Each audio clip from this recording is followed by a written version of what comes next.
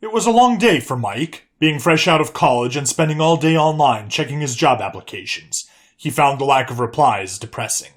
His black hair was all messed up and unkempt from staying up all night, tailoring his resume for each job posting. His brown eyes blankly staring at the ceiling, contemplating the existential dread of needing to get experience to get a job. But in order to get experience, he needed a job, and all the entry-level jobs available to him required some prior experience. A vicious cycle for a young man to find himself in. He groaned in frustration as the tiredness from his sleepless nights, caused by his incoherent thoughts smashing together, started hitting him all at once. A notification bell rang through his phone suddenly, waking him up from his unwanted, but necessary, slumber. Barely conscious, he squinted his eyes due to the brightness of his phone's screen. With a clumsy adjustment, he managed to dim the brightness enough to where it didn't feel like the light of God was punching his retinas. Dear Mr. Ramirez, we at Universal Manpower Distributions, LLC, are glad to inform you that your application has passed our initial screening, and we are confident that you meet the qualifications we are looking for in the position we are offering. We would like to schedule an interview today, and would like for you to come to our office as soon as possible. Our address is located at the bottom of the attachment on this email. We look forward to your interview. Mike felt energized. Someone actually responded to his application and wanted to interview right away.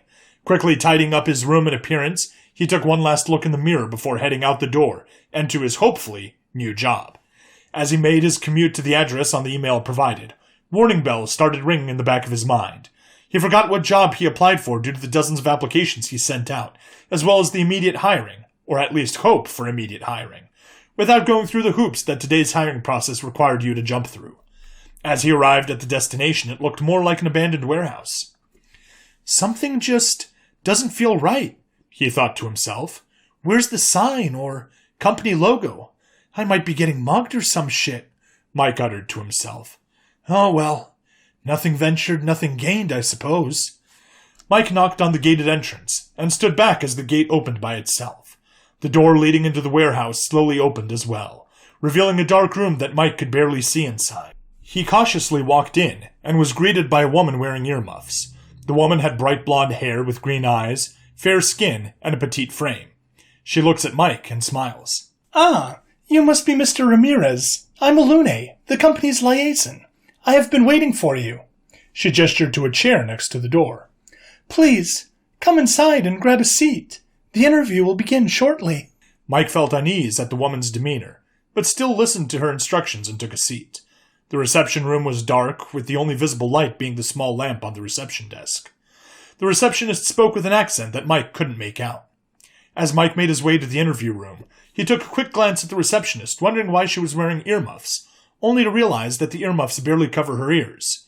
However, what was more confusing was that her ears appeared to have pointed tips, almost like those ear things used by people doing elf cosplay. Huh, odd, Mike muttered to himself. He didn't see it, but the woman's ear twitched at his private comment. Mike entered the interview room and didn't have a chance to sit down before the door behind him slammed shut. In a panic, he looked around, but couldn't see his surroundings. It was as if he stepped into the void. As he took a second to process his situation, his eyes adjusted enough to where he could see a table and chair in the middle of the room. When he looked down, he could see a reflection of his body, but not the floor.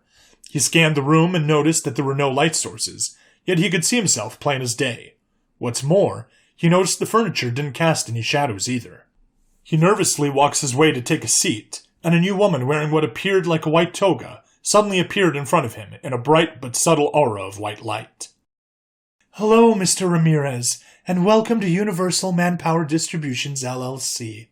I'm Gaia, the founder of this company. I thank you for arriving on such short notice. She greeted him with a smooth voice.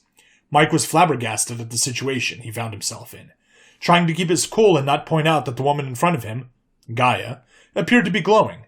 He greeted as best he could. Thank you, Mrs. Gaia, for giving me the opportunity to work for your company. She smiled. So, Mr. Ramirez, to get down to business, let me give you a bit of this company's history first. This is a startup company, and I believe you are a good fit for our current job opening. To start, tell me what you know about the multiverse. Mike paused for a moment, trying to formulate a response. Well, to my understanding, it is something where, with the universe being infinite, there are variations of this world out there, or that there are different worlds or realities running parallel to ours, Mike answered. Gaia nodded, then snapped her fingers. Suddenly, the dark room lit up, and he found himself floating above the earth. Mike looked around the new area he was floating in. He noticed they were in space, but instead of the sun far off in the distance, it was on the ceiling. The earth was below them, and the stars and planets made up the walls. The sheer scale of the universe being compressed to the size of an office space almost broke his mind. I am the goddess of your world, one amongst the many other gods and goddesses that govern their own. Our universe, which we shall call Earth Prime, has resources that are unique compared to the other worlds. Humans. Gaia leaned forward, staring deeply into Mike's eyes. Tell me, Mike, are you familiar with what your world calls Warhammer 40k? Specifically, the orcs? Yes, Mike said timidly. Humans, well, my humans are basically space orcs. Originally, this world was the only universe, hence called Earth Prime. Humanity had always been a creative bunch. It's my fault, really. It's a quality that I've given to the species in order to survive. But with that creativity comes a collective consciousness, giving way to the power of belief, be it through storytelling, religion, arts, literature, etc. The power of belief humanity holds created multiple great and terrible concepts. For example, me. She pointed to herself. I'm basically a manifestation of human consciousness. Mother Earth personified. I know it sounds complicated given that I have several names, and I am the origin of all the gods in the world you humans thought of. But Gaia would be best for now, she said with a wave. Mike nodded along. I understand. He does not, in fact, understand. But by God, Gaia, he thinks he's doing pretty damn well. Gaia sighed. Well, to put it plainly, the concepts humans created, concepts of different worlds with their own lore, different species, culture, and even their own gods, had turned those fictional concepts into a reality. Though those new worlds are on another plane of existence, those infinite worlds created by humanity's consciousness do not meet each other in your reality. Until now, that is. With humanity's concept of the multiverse, combined with the concept of Isekai, humanity managed to break that once invisible barrier. Mike could only stare blankly, given the information overload. This is a lot to take in. Let me know when you're ready for more. Just like her position of being Earth's mother, Gaia smoothly switched over to a motherly tone, gently taking Mike's hands in her own and waiting until he was ready. Since humanity created the Isekai concept, a celestial like me is no longer lonely as I am able to mingle and interact with the gods of the other worlds. A gift humanity has given me for which I am immensely thankful for. But, with the veil between worlds broken, the power to take people from this reality to their world, and vice versa, through various means has put an undue burden on myself and the others.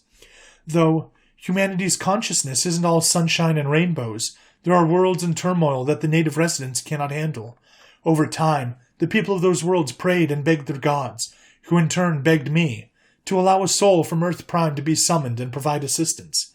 She cast her eyes down, and for only a moment Mike saw the toil this duty took on her body. I've grown close to these gods that I can't help but feel indirectly responsible for. When I allowed the other gods to grab a soul in this world, they can only do it by random as their god powers can only go so far, and would need centuries to replenish the mana used.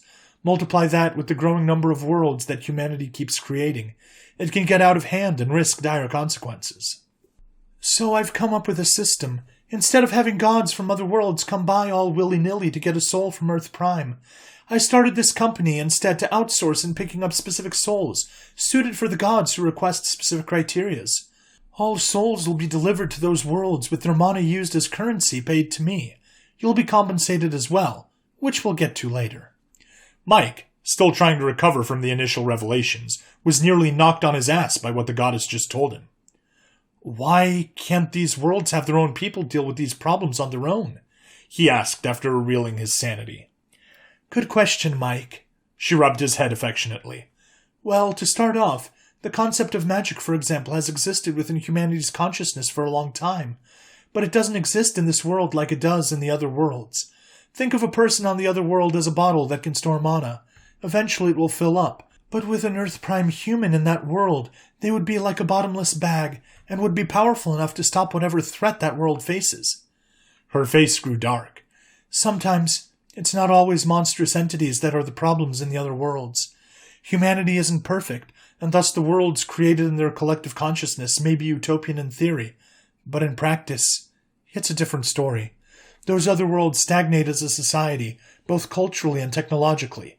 Stagnant periods like that is when an Earth Prime human is sent to stir the pot, so to speak, and kick progress into gear, for better or worse. She struggled at her last remark. There are several ways a soul in Earth Prime can get isekai'd. Being portaled to another world is the most common, but it attracts a lot of unwanted attention. Another method is someone dying while displaying an active character that shows a person's soul quality that the other gods are looking for. This is a very time-consuming process, given that there's a short window to search our world and transporting the soul at the moment of death. The list goes on, but that's where this business venture and you come in. The other gods invested heavily with this company by giving a substantial amount of their magic in the form of runes installed on the company's equipment to transport the chosen soul to their world. Though powerful in their world, these runes are severely restricted in this world. They can only be used for a few seconds until they need to cool down. But it should be more than enough time to do the job, and they'll be fully recharged by the time the next commission comes up. The added benefit that comes with the job is that you get to visit multiple different worlds, as long as the magic is there for transport. Mike knew she did her best to sell him on the reality that if he accepts this job, he'll be a literal isekai protagonist. Well, him and whoever else is chosen. Mike could barely hold back the smile from his face. I really appreciate you choosing me, specifically for this job, Miss Gaia. He watched as a small sliver of fear crossed her face. I have one question, though. Do I get to choose what equipment I use, or is there a standard setup? Well, the runes are installed on a vehicle. It's a transportation delivery job, after all. If you follow me to the garage, I'll show you. Mike followed Gaia with a spring in his step as they exited the room.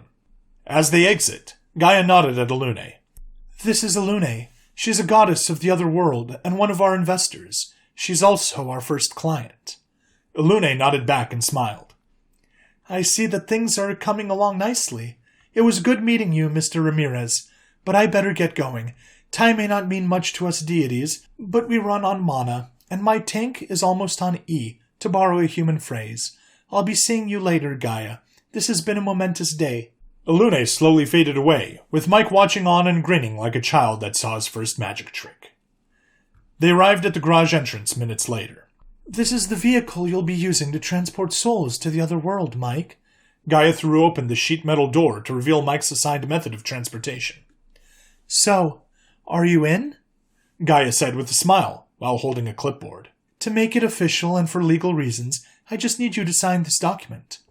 Mike signed the document without hesitation, then looks at the unassuming vehicle. So, boss, how exactly do I transport souls? Do I park it at a cemetery and wait for a shining light or something? Or will you contact the selected person and have him hop in like an Uber?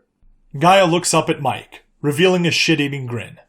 Nope, you're going to hit them with this truck.